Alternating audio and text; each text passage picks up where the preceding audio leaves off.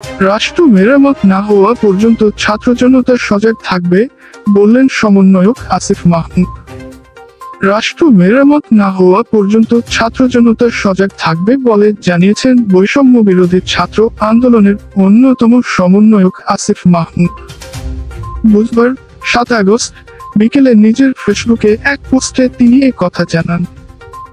আসিফ মাহমুদ লিখেছেন, ছাত্র জনতার প্রস্তাবিত অন্তর্বর্তীকালীন সরকার প্রতিষ্ঠা ও দাবি অনুযায়ী রাষ্ট্র মেরামত না হওয়া পর্যন্ত ছাত্র জনতা সতর্ক ও সজাগ আছে এবং থাকবে।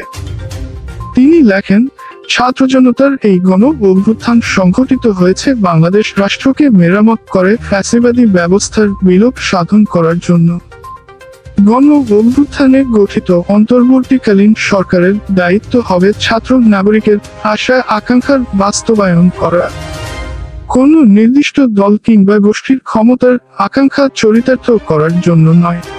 তিনি আরো লেখেন, যে কোনো ধরনের সাম্প্রদায়িক উস্কানি, জনগণের সম্পত্তির ক্ষতিসাধন ও বিশৃঙ্খলা প্রতিহত করতে বৈষম্য বিরোধী ছাত্র আন্দোলন সংগঠিত আছে ও জনগণের সঙ্গে থেকে কাজ করে যাচ্ছে।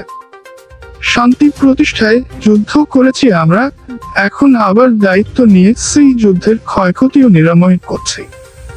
ভলান্টারি অ্যাক্টিভিটির মাধ্যমে দেশের দায়িত্ব নেওয়া ছাত্র জনতাকে স্যালুট জানায়।